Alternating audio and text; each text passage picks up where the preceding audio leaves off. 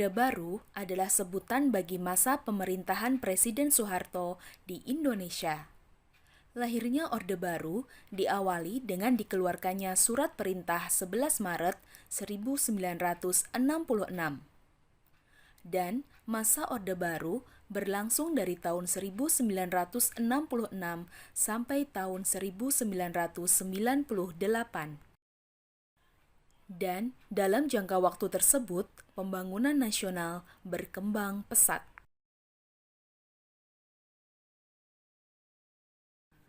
Perkembangan politik masa Orde Baru meliputi pembahasan tentang 1. Supersemar, 2. Penataan stabilitas politik, 3. Penyederhanaan partai politik, 4. Pemilihan umum, 5. Pedoman penghayatan dan pengamalan Pancasila atau P4, dan yang keenam, dui fungsi ABRI.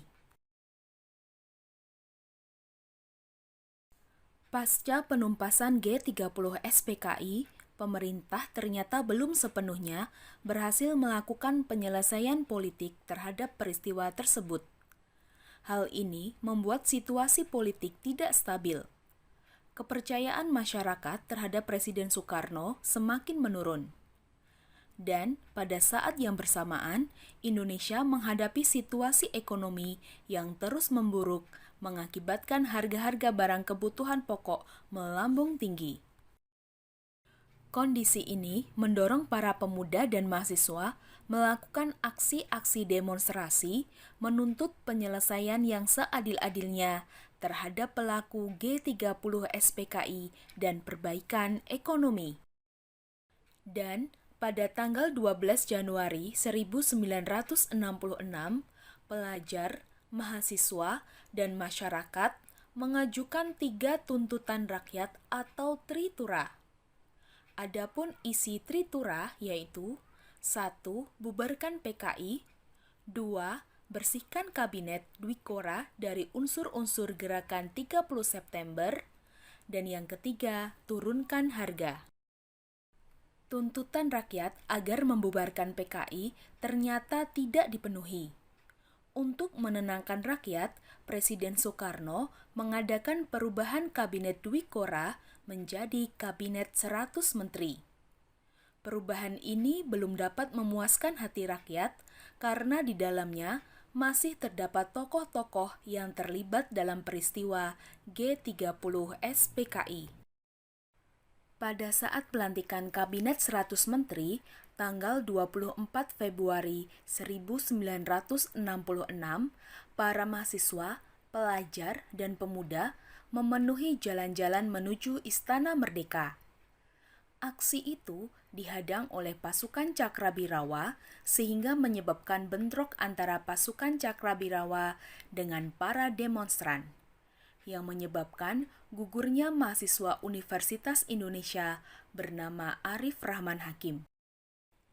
Insiden berdarah yang terjadi ternyata menyebabkan krisis politik semakin memuncak. Guna memulihkan keamanan negara, tanggal 11 Maret 1966, Presiden Soekarno mengeluarkan surat perintah kepada Letjen Soeharto untuk mengambil segala tindakan yang dianggap perlu dalam rangka memulihkan keamanan dan kewibawaan pemerintah. Dan surat itu dikenal sebagai Surat Perintah 11 Maret atau Super Semar. Adapun isi dari Super Semar adalah pemberian mandat kepada Letjen Soeharto selaku Panglima Angkatan Darat dan Pangkopkamtib untuk memulihkan keadaan dan kewibawaan pemerintah. Keluarnya Super Semar dianggap sebagai tonggak lahirnya Orde Baru. Dalam rangka memulihkan keamanan, ketenangan, dan stabilitas pemerintahan, keesokan harinya setelah menerima Super Semar, Letjen Soeharto membubarkan dan melarang PKI beserta ormas-ormas yang bernaung atau senada dengannya di seluruh Indonesia, terhitung sejak tanggal 12 Maret 1966. Letjen Soeharto juga menyerukan kepada pelajar dan mahasiswa untuk kembali ke sekolah. Selanjutnya, tanggal 18 Maret 1966, Letjen Soeharto menahan 15 orang menteri yang terlibat dalam G30 SPKI. Setelah itu, Letjen Soeharto memperbarui kabinet dan membersihkan lembaga legislatif termasuk MPRS dan DPR gotong royong dari orang-orang yang dianggap terlibat G30 SPKI. Penataan stabilitas politik. Pada tanggal 12 Maret 1967, Sidang Istimewa MPRS menetapkan Letjen Soeharto sebagai pejabat presiden. Dan kemudian pada tanggal 27 Maret 1968, MPRS mengukuhkannya sebagai presiden penuh. Dengan dikukuhkannya Letjen Soeharto sebagai presiden, Indonesia memasuki masa kepemimpinan yang baru, yaitu masa Orde Baru. Setelah memperoleh kekuasaan sepenuhnya, pemerintah Orde Baru melaksanakan penataan stabilitas politik. Adapun langkah-langkah yang dilakukan untuk penataan stabilitas politik antara lain: 1. Pemulihan politik luar negeri Indonesia bebas aktif. Yang kedua, pemulihan hubungan dengan Malaysia. Yang ketiga, kembali menjadi anggota PBB. Dan yang keempat, ikut memprakarsai pembentukan ASEAN. Penyederhanaan partai politik. Pada masa Orde Baru, pemerintah melakukan penyederhanaan dan penggabungan partai-partai politik menjadi 3 kekuatan sosial politik. Penggabungan partai-partai politik tersebut tidak didasarkan pada kesamaan ideologi, tetapi lebih atas persamaan program. Adapun 3 kekuatan sosial politik itu adalah: 1. Partai Persatuan Pembangunan atau P3 yang merupakan gabungan dari NU, Parmusi, PSII, dan Perti. Yang kedua, Partai Demokrasi Indonesia atau PDI yang merupakan gabungan dari PNI, Partai Katolik, Partai Murba, IPKI, dan Parkindo. Dan yang ketiga, Golongan Karya atau Golkar. Penyederhanaan partai-partai politik ini didasari oleh alasan-alasan tertentu, seperti kasus pada masa demokrasi parlementer. Banyaknya partai politik pada masa itu justru menghambat pembangunan. Penyebabnya bukan saja karena persaingan antar partai politik, melainkan juga persaingan di dalam tubuh partai politik itu sendiri yang dinilai dapat mengganggu stabilitas politik. Atas dasar itu, pemerintah Orde Baru berpendapat perlu melakukan penyederhanaan partai sebagai bagian dari pelaksanaan demokrasi Pancasila. Pemilihan umum. Selama masa Orde Baru, pemerintah berhasil melaksanakan 6 kali pemilihan umum, yaitu tahun 1971, 1977, 1982, 1987, 1992, dan tahun 1997. Dalam setiap pemilu yang diselenggarakan selama masa pemerintahan Orde Baru, Golkar selalu memperoleh mayoritas suara dan memenangkan pemilu. Hal itu disebabkan oleh pengerahan kekuatan-kekuatan penyokong Orde Baru untuk mendukung Golkar. Adapun kekuatan-kekuatan penyokong Golkar adalah aparat pemerintah atau pegawai negeri sipil dan Angkatan Bersenjata Republik Indonesia atau ABRI. Dengan dukungan pegawai negeri sipil dan ABRI, Golkar dengan leluasa menjangkau masyarakat luas di berbagai tempat dan tingkatan, dari tingkatan masyarakat atas sampai masyarakat bawah, dan dari kota sampai ke pelosok desa. Pedoman Penghayatan dan Pengamalan Pancasila atau P4.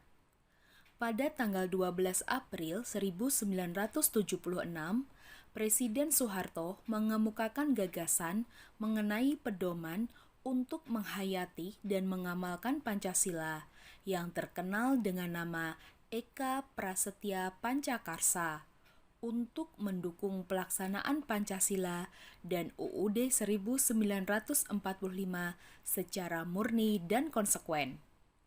Oleh karena itu, sejak tahun 1978, pemerintah menyelenggarakan penataran P4 pada semua lapisan masyarakat.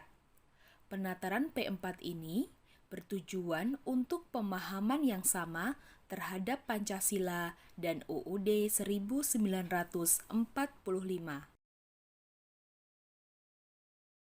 Dwi fungsi ABRI. Dwi fungsi ABRI maksudnya adalah bahwa ABRI memiliki dua fungsi, yaitu fungsi sebagai pusat kekuatan militer yang melindungi segenap bangsa Indonesia dan fungsi sebagai kekuatan sosial yang secara aktif melaksanakan kegiatan-kegiatan pembangunan nasional. Dengan peran ganda ini, ABRI diizinkan untuk memegang jabatan dalam pemerintahan, termasuk wali kota, pemerintah provinsi, duta besar, dan jabatan lainnya. Setelah berakhirnya masa kepemimpinan Orde Baru, dui fungsi ABRI mulai dihapuskan. Perkembangan ekonomi. Pada awal masa Orde Baru, program ekonomi pemerintah lebih banyak tertuju kepada upaya penyelamatan ekonomi nasional, terutama upaya mengatasi inflasi, penyelamatan keuangan negara, dan pengamanan kebutuhan pokok rakyat. Dalam melaksanakan program ekonomi, pemerintah menetapkan kebijakan ekonomi jangka panjang dan jangka pendek. Program tersebut dapat terlaksana dan berhasil menjadikan ekonomi Indonesia berkembang pesat. Program jangka pendek dalam rangka penyelamatan ekonomi nasional diwujudkan dengan stabilisasi dan rehabilitasi ekonomi.